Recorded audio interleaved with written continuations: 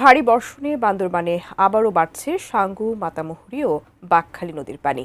বাড়ছে পাহাড় ধসের ঘটনা। অনাকাঙ্ক্ষিত পরিস্থিতি এড়াতে বন্ধ ঘোষণা করা হয়েছে বিভিন্ন পর্যটন কেন্দ্র। বান্দরবানের মধ্যমপাড়া সাঙ্গু নদীর ঘাট থেকে বিস্তারিত জানিয়েছেন প্রতিনিধি মিনারুল হক। দর্শক, গত 24 ঘন্টায় বান্দরবানে বৃষ্টিপাতের পরিমাণ বাড়তে থাকায় বান্দরবানের সাঙ্গু, মাতামুহুরী এবং বাঁকখালী নদীর পানি আবারও বাড়ছে। বিশেষ করে বান্দরবানের দক্ষিণ অঞ্চল যে নাইক্ষ্যংছড়ির যে বাঁকখালী নদী আছে, এটি এখন বিপদসীমার উপর দিয়ে প্রবাহিত হচ্ছে।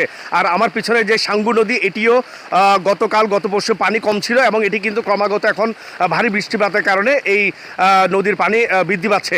ভারী বর্ষণের কারণে বান্দরবানের থানসি সড়কে গতকাল বিভিন্ন জায়গায় পাহাড় ধসে পড়ায় সেখানে যান চলাচল প্রায় 2 ঘন্টার বেশি বন্ধ ছিল এবং রুমা সড়কের বিভিন্ন জায়গায় কিন্তু আপনার এই যে পাহাড় ধসে পড়েছে এবং এসব জায়গায় কিন্তু যান চলাচল বিঘ্নিত হচ্ছে।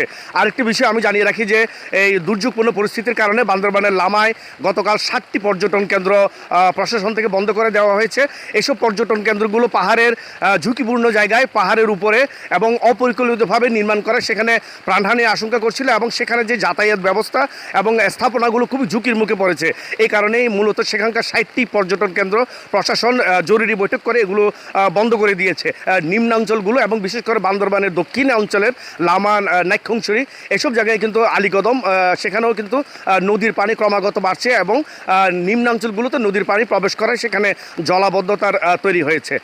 তবে সার্বিকভাবে প্রশাসনের পক্ষ থেকে নজরদারি বাড়ানো হয়েছে এবং সেই সাথে পাহাড়ের পাদদেশে যারা রয়েছে সেখানে প্রাণহানি ঠেকাতে উপজেলা প্রশাসন, পৌরসভা এবং ইউনিয়নের পরিষদের পক্ষ থেকে এবং সেই সাথে প্রশাসনের পক্ষ থেকেও বিভিন্ন জায়গায়, ঝুঁকিপূর্ণ জায়গায় মাইকিং করা হচ্ছে।